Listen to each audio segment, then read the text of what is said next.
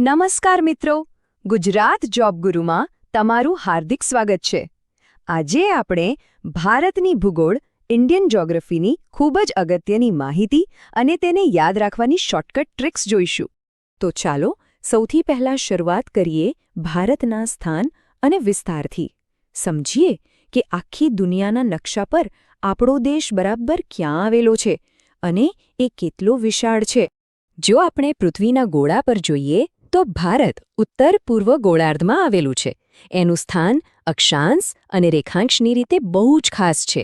અક્ષાંશની દ્રષ્ટિએ એ 8 degree 4 minute ઉત્તરથી લઈને 37 degree 6 minute ઉત્તર સુધી ફેલાયેલું છે અને રેખાંશની રીતે 68 ડિગ્રી 7 મિનિટ પૂર્વથી 97 ડિગ્રી 25 મિનિટ પૂર્વ સુધી. આપણા આ વિશાળ દેશનું કુલ ક્ષેત્રફળ લગભગ 32.8 લાખ ચોરસ કિલોમીટર છે. આટલા મોટા વિસ્તારને કારણે જ ભારત દુનિયાનો 7મો સૌથી મોટો દેશ બને છે. હવે ભારતની લંબાઈ પહોળાઈની વાત કરીએ તો એ પણ બહુ રસપ્રદ છે.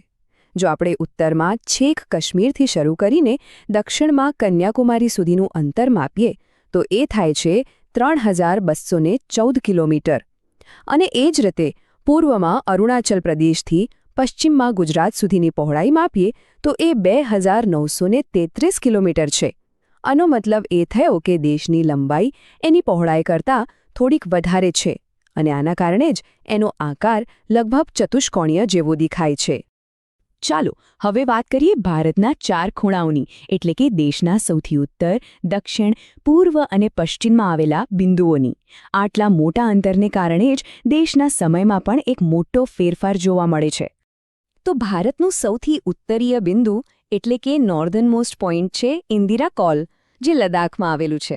અને એની સામે સૌથી દક્ષિણી બિંદુ છે ઇન્દિરા પોઈન્ટ, જે ગ્રેટ નિકોબાર ટાપુ પર સ્થિત છે. એક મજેદાર વાત કહું, ઇન્દિરા પોઈન્ટનું જૂનું નામ પિગ્મલિયન પોઈન્ટ હતું. પણ હા, જો કોઈ પૂછે કે ભારતની મુખ્ય જમીનનો દક્ષિણ છેડો કયો, તો જવાબ આવશે કન્યાકુમારી. હવે પૂર્વ અને પશ્ચિમના છેડા પણ જોઈ લઈએ. સૌથી પૂર્વીય બિંદુ છે વાલાંગુર, જે અરુણાચલ પ્રદેશમાં છે, અને સૌથી પશ્ચિમી બિંદુ છે ગુજરાતના કચ્છમાં આવેલું સરક્રીક. આ બંને જગ્યાઓ વચ્ચે લગભગ 30 ડિગ્રી રેખાંશનો તફાવત છે અને આના કારણે જ એક ગજબની વાત થાય છે.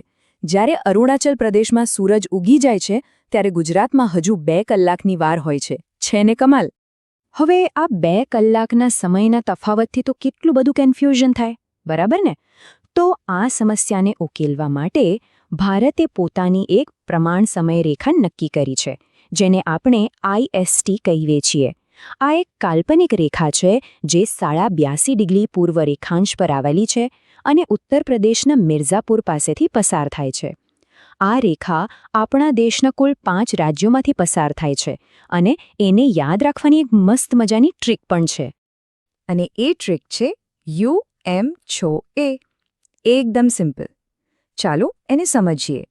U એટલે ઉત્તર પ્રદેશ, M એટલે મધ્યપ્રદેશ, CHO એટલે છત્તીસગઢ, O એટલે ઓડિશા અને A એટલે આંધ્રપ્રદેશ. બસ આટલું જ યાદ રાખવાનું છે. UM-CHO-A. સહેલું છે ને? તો હવે આપણે ભૂગોળની કેટલીક બીજી ખૂબ જ મહત્વની રેખાઓ વિશે વાત કરીશું, જે ખાસ કરીને ભારતની આબોહવા નક્કી કરવામાં મોટો ભાગ ભજવે છે. ભારતની આબોહવા પર સૌથી વધુ અસર કરતી રેખા હોય તો એ છે કર્કવૃત.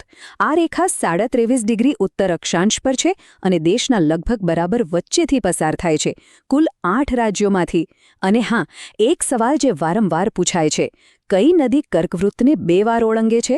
તો જવાબ છે આપણી ગુજરાતની મહી નદી. એટલું જ નહીં, આપણી પ્રમાણ સમયરેખા IST અને કર્કવૃત આ બંને છત્તીસગઢ રાજ્યમાં એકબીજાને મળે છે. તો આ 8 રાજ્યો કઈ રીતે યાદ રાખવા? એની પણ એક મસ્ત ટ્રીક છે. મમ્મી પણ ગુજરાતી છે. ચાલો જોઈએ આમાંથી રાજ્યો કઈ રીતે બને છે. મ પરથી મધ્યપ્રદેશ, મી પરથી મિઝોરમ, પ પરથી પશ્ચિમ બંગાળ, ગુ પરથી ગુજરાત, જ પરથી ઝારખંડ, રા પરથી રાજસ્થાન, ટી પરથી ત્રિપુરા અને છે પરથી છત્તીસગઢ. છે ને એકદમ સરળ? મમ્મી પણ ગુજરાતી છે.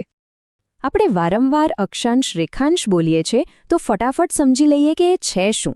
અક્ષાંશ એટલે કે લેટિટ્યુડ્સ પૃથ્વી પર પૂર્વથી પશ્ચિમ તરફ દોરેલી કાલ્પનિક આડી લાઈનો છે. આવી કુલ 181 લાઈનો છે અને કોઈપણ બે લાઈન વચ્ચે લગભગ 111 કિલોમીટરનું અંતર હોય છે. આ લાઈનોથી જ કોઈપણ જગ્યાની આબોહવા કેવી હશે એનો અંદાજ લગાવી શકાય છે. અને એ જ રીતે રેખાંશ એટલે કે લોન્જિટ્યુડ્સ આ ઉત્તર ધ્રુવથી દક્ષિણ ધ્રુવને જોડતી ઊભી લાઈનો છે. કુલ 360 રેખાંશ છે અને આ લાઈનોનું મુખ્ય કામ છે સમય નક્કી કરવાનું. દરેક 1 ડિગ્રી રેખાંશ બદલાય એટલે સમયમાં 4 મિનિટનો ફેર પડે. આ જ કારણ છે કે દુનિયામાં બધે અલગ અલગ સમયે અલગ અલગ ટાઈમ હોય છે. હવે આ એક બહુ જ ઇન્ટરેસ્ટિંગ લાઇન છે, આંતરરાષ્ટ્રીય દિનાંતર રેખા. આ 180 ડિગ્રી રેખાંશ પર આવેલી છે. આ રેખાને તમે ઓળંગો એટલે સીધો દિવસ જ બદલાઈ જાય. એટલા માટે જ એને પેસિફિક મહાસાગરમાંથી પસાર કરી છે અને વાંકી ચૂકી રાખી છે, જેથી કોઈ એક જ દેશમાં બે અલગ અલગ તારીખો ન થઈ જાય. ચાલો હવે વર્ષની 4 મહત્વની તારીખો પર નજર કરીએ. 21 જૂન જ્યારે સૂર્ય બરાબર કર્કવૃત્ત પર હોય છે અને ઉત્તર ગોળાર્ધમાં આપણને સૌથી લાંબો દિવસ મળે છે. એનાથી બરાબર ઉલટું 22 ડિસેમ્બરે સૂર્ય મકરવૃત્ત પર હોય છે, એટલે ઉત્તર ગોળાર્ધમાં દિવસ સૌથી ટૂંકો હોય છે. અને 21 માર્ચ અને 23 સપ્ટેમ્બર આ બે એવા દિવસો છે જ્યારે લગભગ આખી પૃથ્વી પર દિવસ અને રાત સરખા હોય છે. સારું, તો હવે આપણે ભારતના નકશા પર થોડી ઊંડી નજર ફેરવીએ અને એના પાડોશી દેશો સાથેની જમીની અને દરિયાઈ સરહદો વિશે જાણીએ. જો સરહદોની વાત કરીએ ને તો ભારતની સૌથી લાંબી સરહદ બાંગ્લાદેશ સાથે છે, પૂરા 4096 કિલોમીટર.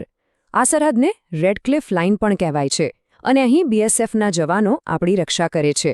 બીજા નંબરે આવે છે ચીન સાથેની 3488 કિલોમીટર લાંબી સરહદ, જેને આપણે મેકમોહન લાઇન કે એલએસી તરીકે ઓળખીએ છીએ, અને અહીં આઈટીબી તૈનાત છે. પછી આવે છે પાકિસ્તાન, જેની સાથે આપણી 3323 કિલોમીટર લાંબી સરહદ છે. આ પણ રેડક્લિફ લાઇન કે એલઓસી તરીકે ઓળખાય છે અને અહીં પણ બીએસએફ જ સુરક્ષા સંભાળે છે. એના પછી નેપાળ સાથે 1751 કિલોમીટરની સરહદ છે, જ્યાં કાલાપાની વિસ્તારને લઈને થોડો વિવાદ ચાલે છે. આ સરહદ પર એસએસબીના જવાનો તૈનાત છે.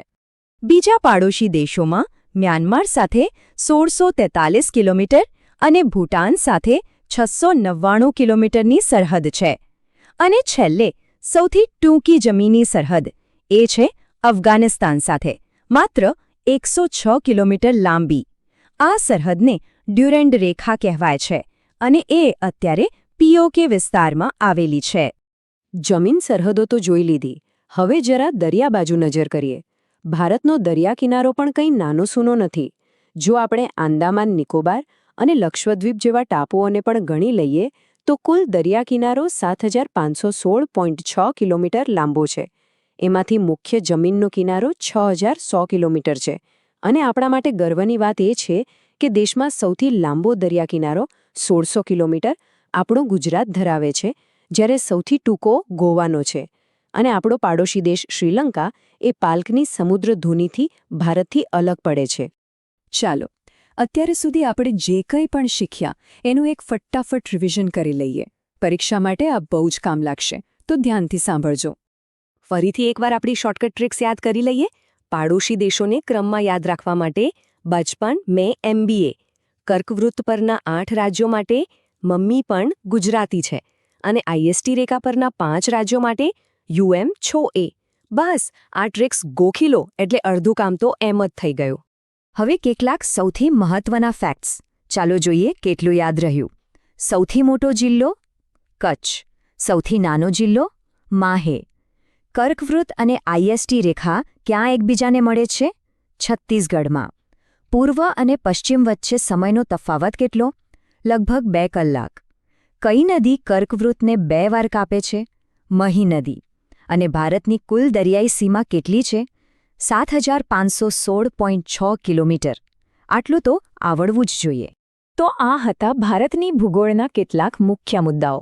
કચ્છ સૌથી મોટો જિલ્લો, માહે સૌથી નાનો, મહી નદી કર્કવૃત્તને 2 વાર ઓળંગે અને આપણો કુલ દરિયા કિનારો 7516.6 કિલોમીટર. આશા છે કે આ બધી માહિતી અને શોર્ટકટ ટ્રિક્સ તમને ખૂબ જ ઉપયોગી નીવડશે. PDF ડાઉનલોડ કરવા માટે ટેલિગ્રામ ચેનલ જોઈન કરો અને આવી જ શાનદાર માહિતી માટે ગુજરાત જોબ ગુરુ ચેનલને સબસ્ક્રાઇબ કરો. જય હિન્દ, જય ભારત.